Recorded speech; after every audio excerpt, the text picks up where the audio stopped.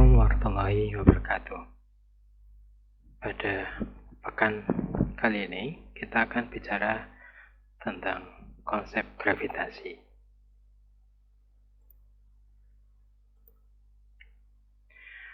Topik yang terkait hal ini adalah satu, kita akan bicara tentang pendahuluan, tentang apa itu gravitasi, kemudian hukum gravitasi Newton, dan gravitasi oleh bola bermassa, gravitasi di dekat permukaan bumi, gravitasi di dalam bumi, kemudian energi potensial gravitasi, hukum Kepler, satelit terkait orbit dan energinya, kemudian gravitasi Einstein. Gravitasi adalah gaya yang menyebabkan benda di dekat permukaan bumi terjatuh saat dilepas. Juga gaya yang sama yang menyebabkan bulan mengorbit mengelilingi bumi. Lalu kenapa bulan tidak jatuh ke bumi? Seperti apa yang terjatuh dari bawahnya jika gaya yang dialami keduanya sama-sama gaya gravitasi? Nah, jadi untuk ilustrasi, Anda bisa bayangkan orang yang melempar bola secara horizontal. Ya. Semakin cepat lemparan bolanya, makin jauh jarak jatuhnya. Jika permukaan bumi berbentuk bola, maka ada saatnya ketika bola dilempar ke horizontal dengan kecepatan tertentu, bola tersebut tidak akan pernah jatuh ke permukaan tanah. Dan jika lebih besar sedikit kecepatannya, maka bola tidak akan pernah kembali jatuh ke bumi. Hal yang sama terjadi pada bulan yang mengitari bumi. Hukum gravitasi Newton. Hukum gravitasi Newton ini pada sejarahnya dikenalkan pada tahun 1687 bersamaan dengan tiga hukum gerak Newton. Ya. Jadi hukum gravitasi Newton ini adalah salah satu dari gaya yang merupakan penyebab perubahan gerak benda. Untuk bisa dibayangkan bahwa jika terdapat dua buah massa, maka di antara dua massa tersebut akan terjadi gaya gravitasi tarik-menarik dengan besar yang sebanding dengan massa kedua benda dan berbanding terbalik dengan kuadrat jarak benda. Bersamanya dituliskan seperti ini. Dan kemudian konstanta kesetimbangannya disebut sebagai konstanta gravitasional. Besarnya adalah 6,67 kali 10⁻⁻11 Newton meter kuadrat per kilogram kuadrat. Jika dituliskan gaya gravitasi itu dalam bentuk vektor, maka besar vektor itu diberikan oleh persamaan di sini.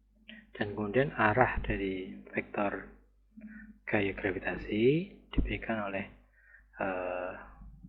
arah yang berasal dari massa yang ditinjau ke massa yang menyebabkan gaya tersebut.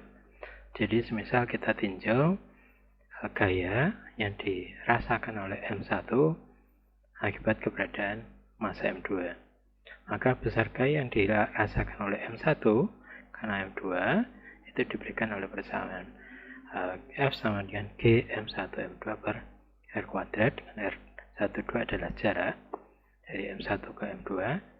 Kemudian arah vektor berimbit dengan arah vektor posisi yang berasal dari M1 ke M2.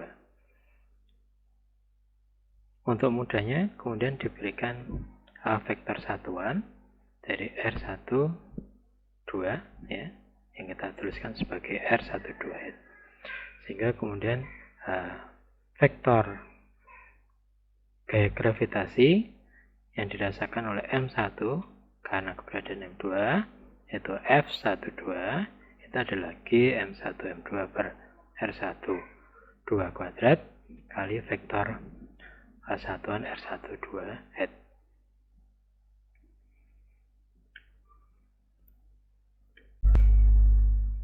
Hukum gravitasi Newton dapat dibuktikan melalui eksperimen Cavendish. eksperimen ini dapat Anda lihat demonstrasinya misalkan pada channel YouTube di dua tempat ini. Ya, ada cukup banyak channel YouTube yang membahas tentang eksperimen Cavendish.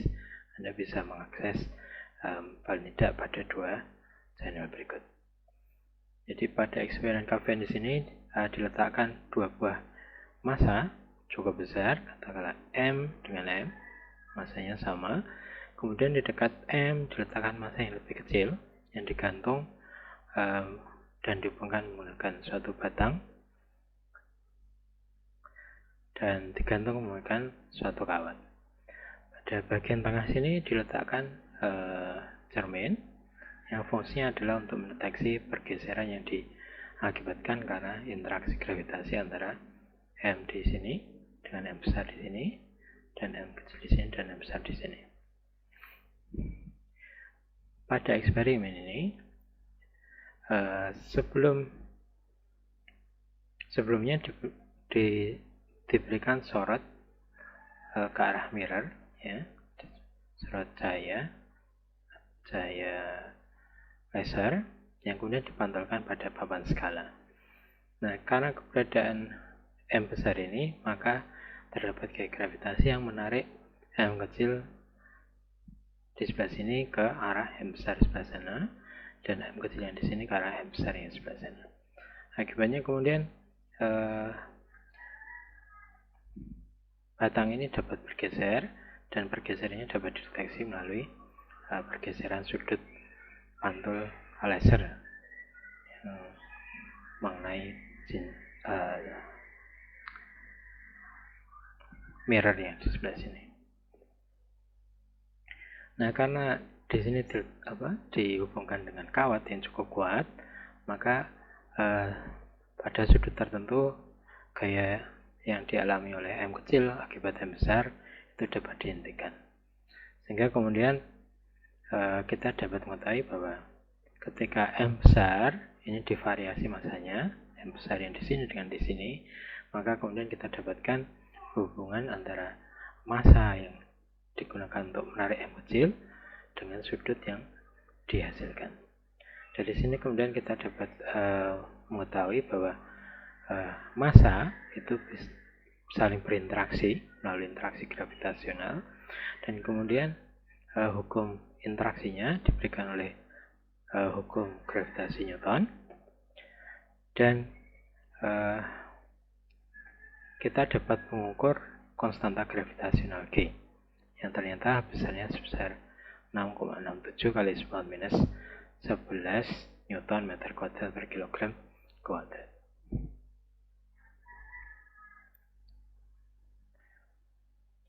Hukum gravitasi Newton ini mempunyai beberapa sifat.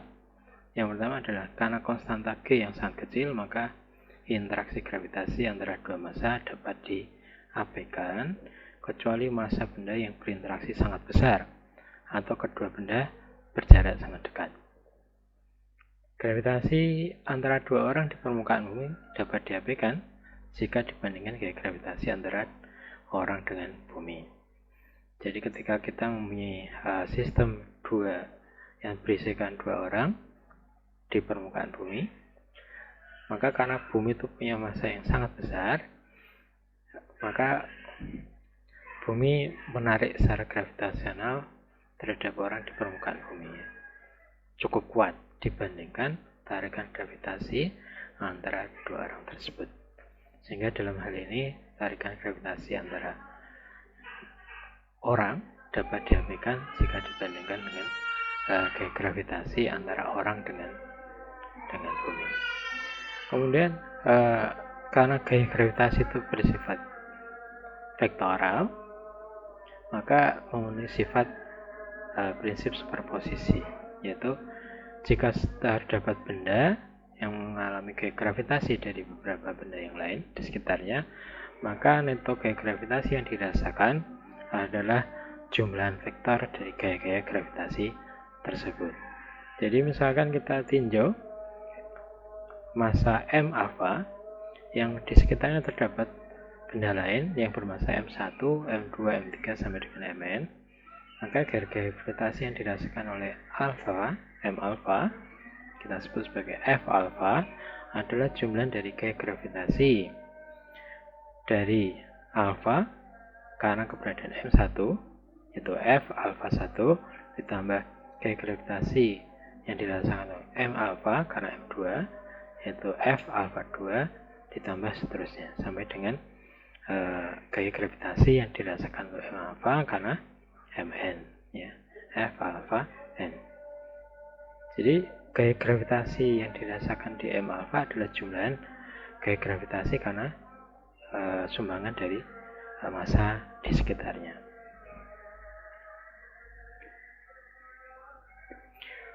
Pada rumus gaya gravitasi kita bisa mengekstraksi suatu kuantitas yang kita sebut sebagai suku percepatan gravitasi dilambangkan dengan G vektor.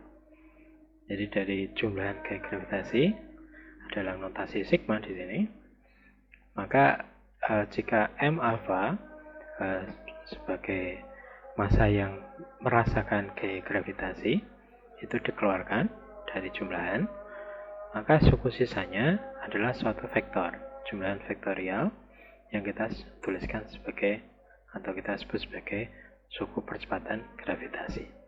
Jadi gaya gravitasi adalah massa dikali percepatan gravitasi. Dengan percepatan gravitasi didefinisikan sebagai berikut.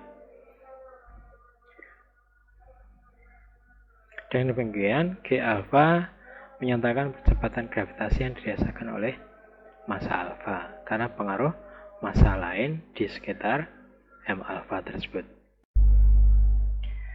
Percepatan gravitasi bumi adalah contoh percepatan gravitasi yang dirasakan benda karena berada di sekitaran bumi, khususnya di dekat permukaan bumi.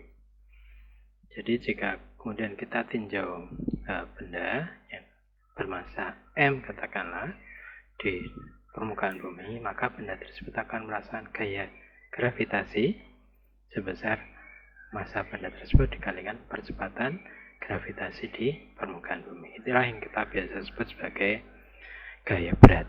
Jadi gaya berat adalah massa benda dikalikan percepatan gaya gravitasi di permukaan bumi.